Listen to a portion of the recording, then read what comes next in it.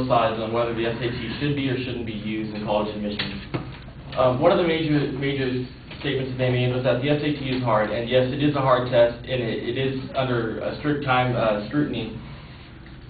But the thing with that is that colleges are looking for students who can work well under pressure and under time constraints. The college is not easy, so the test shouldn't be easy.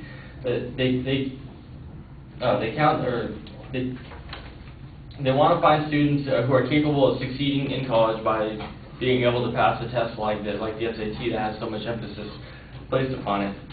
And as we said before, like the minorities do have disadvantages because of where they live, or maybe economic or social standards and prejudices against them. But this is their chance to rise above these prejudices and to prove what they have learned and how far they've come.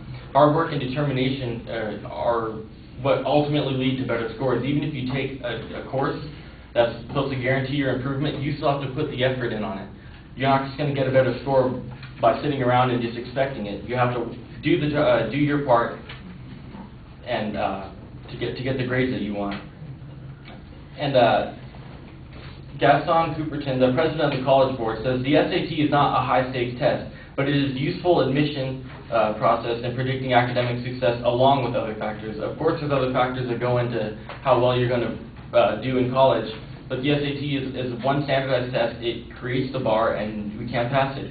I'm not saying that there isn't problems with the way the SAT is administered, but taking out standardized testing completely is just irrational, because without a standardized test, the grades are more biased. They're more subject to personal biases by admissions officers instead of strictly what academic performance. And also, like I said again, if you're able to take your scores again, the percentage of the chance of you increasing the score from the first time you took the SATs are around 80% according to the College Board, depending on how high your grade is. Of course, if your grade's extremely high, the chance of increasing it aren't going to be as great as if you had a low score. But the chance of improving your grade if you're unsatisfied with it is still there. And after you take the test once, you know the process that you go through to take the test. You know what you need to do to prepare for it, and it's up to the students ultimately to do that. No course is going to help them study, or is going to help them do well on the test if they're not willing to put the effort in. That's what I was saying. The colleges they're looking for students who can achieve good grades in college and succeed in college.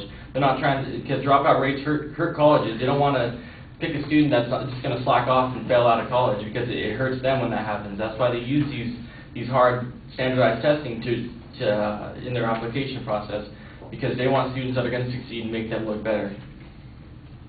Like I said, there's other alternatives to the SAT as well. If the SAT isn't right for you because you think you're disadvantaged, there's also other tests like the ACT that you can take that's also accepted in place of the SAT. The ACT is more focused on subject matter than critical thinking and reasoning.